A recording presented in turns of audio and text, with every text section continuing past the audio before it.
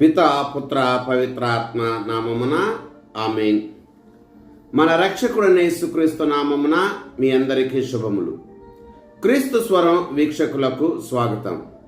యేసు ప్రభు మిమ్ములను మీ కుటుంబాలను చల్లగా దీవించునుగాక.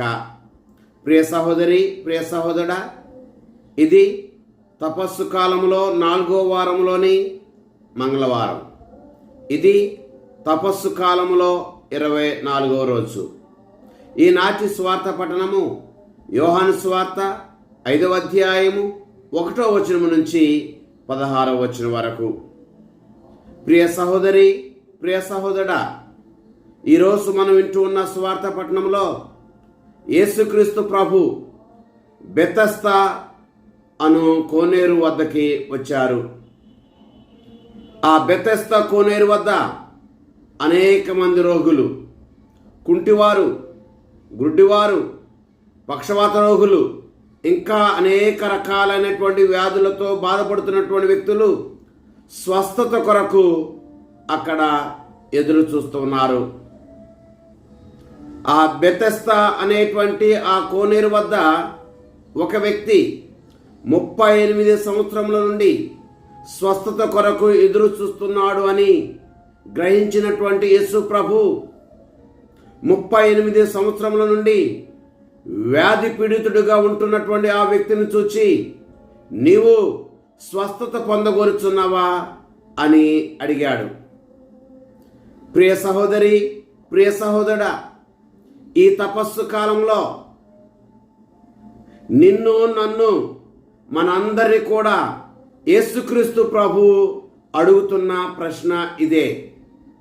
నిజంగా నీవు స్వస్థత పొందగోరుచున్నావా అని. నీవు భౌతిక రుగ్మతల నుండి స్వస్థత పొందగోరుచున్నావా అని మనల్ని అడుగుతున్నాడు. నీవు మానసిక రుగ్మతల నుండి స్వస్థత పొందగోరుచున్నావా అని మనల్ని అడుగుతున్నాడు. నీవు నిజంగా ఆధ్యాత్మిక రుగ్మతల నుండి స్వస్థత పొందగోరుచున్నావా అని మనందరినీ అడుగుతున్నాడు.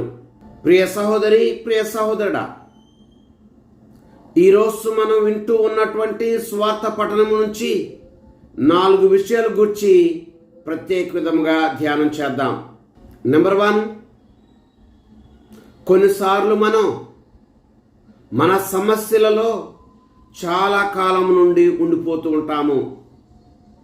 ప్రియ సహోదరి, ప్రియ సహోదరుడా, ఈ బెతస్దా కోనేరు వద్ద ఒక వ్యక్తి వ్యాధి పీడితుడు 38 సంవత్సరాల నుండి అక్కడే స్వస్థత కొరకు ఉండిపోయాడు. 1 సంవత్సరం కాదు, 2 సంవత్సరాలు కాదు, 10 సంవత్సరాలు కాదు, 20 కాదు, 30 కాదు, 38 సంవత్సరాలు ఆయన ఆ కోనేరు వద్ద ఉండిపోయాడు. ఆ 38 సంవత్సరాల నుండి వ్యాధి పీడితుడిగా ఉంటూ స్వస్థత కొరకు ఎదురు చూస్తున్న వ్యక్తిని యేసు ప్రభు చూచి, నీవు నిజముగా స్వస్థత పొందగోరుచున్నావా అని అడిగితే, వెంటనే ఆ వ్యాధి పీడితుడు, అవును ప్రభు, నిజంగా నేను స్వస్థత పొందగోరుచున్నాను అని జవాబు ఇవ్వలేదు. కానీ ఆ రోగి, ఆ వ్యాధి పీడితుడు, అయ్యా, ఈ బెతస్దా కోనేరులో నీరు కదిలినప్పుడు నన్ను ఈ నీటిలో దించువాడు ఎవడునూ లేడు. ఈ నీటిలో దిగుదాము అనుకునేటప్పటికీ నాకంటే ముందు మరొక్కడు దిగిపోతున్నాడు అని తాను ఎదుర్కొంటూ ఉన్నటువంటి సమస్యను ప్రభుతో చెప్పాడు. ప్రియ సహోదరి, ప్రియ సహోదరా, మనము కొన్నిసార్లు శారీరక రుగ్మతల నుండి, మానసిక రుగ్మతల నుండి, ఆధ్యాత్మిక రుగ్మతల నుండి స్వస్థత పొందాలని మనం చాలా కాలం నుండి ఎదురు చూస్తూ ఉండవచ్చు. అలాగే ఆ సమస్యల్లోనే చాలా కాలం నుండి మనం ఉండిపోతూ ఉండొచ్చు. కోపం, పగ, ద్వేషం, కుళ్ళు, కుతంత్రాలు, అసూయ, స్వార్థం అనేటువంటి ఈ రుగ్మతలతో చాలా కాలం నుండి మనము ఉండిపోతూ ఉండవచ్చు. అయితే ఈ రోజున యేసు ప్రభు నిన్ను, నన్ను, మనందరినీ, మన కుటుంబాలని ఈ తపస్సు కాలంలో నీవు నిజంగా స్వస్థత పొందగోరుచున్నావా అని అడుగుతున్నాడు.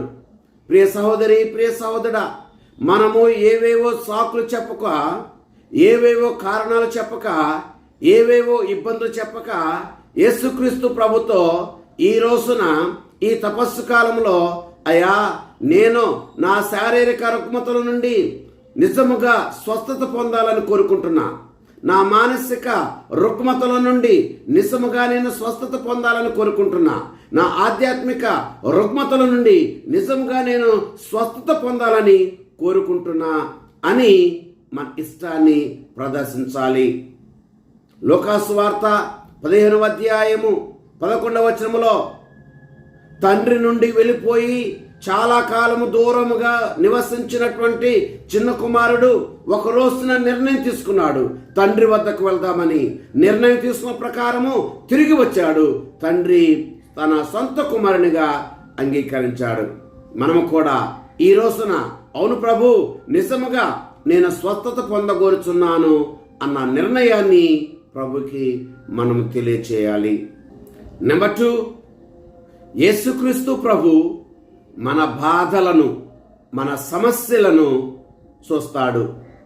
ప్రియ సహోదరి, ప్రియ సహోదరుడా, ఈరోజు మనం వింటున్నటువంటి సువార్త పట్టణంలో 38 సంవత్సరముల నుండి రోగిగా, వ్యాధి పీడితుడిగా ఉన్నటువంటి ఆ వ్యక్తి యేసు ప్రభుని మొట్టమొదటిగా, అయ్యా నాకు స్వస్థతను ప్రసాదించు అని అడగలేదు. యేసు ప్రభువే చొరవ తీసుకున్నాడు. యేసు ప్రభువే ఒక అడుగు ముందుకు వేశాడు. యేసు ప్రభువే ముందుకు వచ్చి ఆ రోగిని చూచి ఆ రోగిని పలకరిస్తూ, నీవు నిజముగా స్వస్థత పొందగోరుచున్నావా అని ఆయనే ముందుగా అడిగాడు. ప్రియ సహోదరి, ప్రియ సహోదరుడా, ఈ తపస్సు కాలంలో యేసుక్రీస్తు ప్రభు నిన్ను చూస్తున్నాడు, నన్ను చూస్తున్నాడు, నీ బాధలను చూస్తున్నాడు, నా బాధలను చూస్తూ ఉన్నాడు, నీవు నేను పొందేటువంటి శ్రమలను అని చూస్తూ ఉన్నాడు. ఆయన మనల్ని పట్టించుకుంటాడు. నిర్గమకాండము 3వ అధ్యాయము 7వ వచనాన్ని మనం చదివితే యావే ప్రభు మోషేతో ఇలా అంటున్నాడు, ఐగుప్తులో నా ప్రజలు అనుభవించు బాధలను నేను కనులారా చూచితిని అని. పిల్లరా, ఈ తపస్సు కాలములో నిన్ను, నన్ను, మన బాధల్ని ఆ ప్రభువు తన కనులారా చూస్తున్నాడు. మార్కు సువార్త 10వ అధ్యాయం 46వ వచనం నుంచి 52వ వచనం వరకు మనం చదివినట్లయితే అక్కడ గుడ్డివాడైనటువంటి బర్తిమయిని మనం చూస్తున్నాం. ఆ బర్తిమయి పడుతున్న బాధలను చూచి, బర్తిమయి నీవు నా నుండి ఏమి కోరుచున్నావు అని అడిగి ఆ బర్తిమయిని స్వస్థపరచాడు. లూకాసు వార్త 19వ అధ్యాయము 1వ వచనం నుంచి 10వ వచనం వరకు మనం చదివితే అక్కడ జక్కయ్య గూర్చి మనం వింటూ ఉన్నాం. జక్కయ్యని యేసు ప్రభు చూశాడు. జక్కయ్య వెళుతున్నటువంటి త్రోవను చూచాడు. జక్కయ్య ఆగినటువంటి స్థలాన్ని చూచాడు. జక్కయ్య ఎక్కినటువంటి చెట్టును చూచాడు. జక్కయ్యను చూచి, జక్కయ్య త్వరగా క్రిందికి దిగిరమ్ము, నేను ఈరోజు నీ ఇంట ఉండదలచితిని అని చెప్పాడు. ప్రియ సహోదరి, ప్రియ సహోదరుడా, ఈ తపస్సు కాలంలో మనల్ని ప్రభు చూస్తున్నాడు, మనల్ని పట్టించుకుంటాడు, మనకి స్వస్థతను దయచేస్తాడు. కనుక నిజముగా అవును ప్రభు, నేను నిజముగా స్వస్థత పొందగోరుచున్నాను అని మనం అడుగుదాం, చెప్పుదాం. నెంబర్ 3, యేసుక్రీస్తు ప్రభు మనకి క్రొత్త జీవితాన్ని ఇస్తాడు. ప్రియ సహోదరి, ప్రియ సహోదరుడా, ఈరోజు మనం వింటూ ఉన్నటువంటి స్వార్థ పట్టణంలో 38 సంవత్సరాల నుండి రోగిగా, వ్యాధి పీడితుడిగా ఉన్నటువంటి ఆ వ్యక్తిని చూచి యేసు ప్రభు అంటున్నాడు, లెమ్ము, నీ పడకను ఎత్తుకుని నడువుము అని. ఆ రోగికి క్రొత్త జీవితాన్ని ఇచ్చాడు. ఆ రోగికి సమాజంలో గౌరవాన్నిచ్చాడు. ఆ రోగిలో ఉన్నటువంటి ఆ ఆందోళనని, ఆ ఒత్తిడిని, ఆ దిగులుని, ఆ ఒంటరితనాన్ని యేసు ప్రభు తొలగించాడు. ఈ రోజున మనకు కూడా యేసుక్రీస్తు ప్రభు క్రొత్త జీవితాన్ని ఇస్తాడు. ఆ రోగితో చెప్పినట్లుగానే లెమ్మో, నీ పడకనెత్తుకుని నడుము అని చెప్పినట్లుగానే మనం కూడా మన శారీరక సమస్యల నుంచి, మానసిక సమస్యల నుంచి, ఆధ్యాత్మిక సమస్యల నుంచి లెమ్మో, నీ పడకనెత్తుకుని నడువుము అని అంటూ క్రొత్త జీవితాన్ని మనకిస్తున్నాడు. యోహాను సువార్త 11వ అధ్యాయము 1వ వచనం నుంచి 41వ వచనం వరకు మనం చదివినట్లయితే లాజరుని తన మరణము నుండి లేపాడు, క్రొత్త జీవితాన్ని ఇచ్చాడు.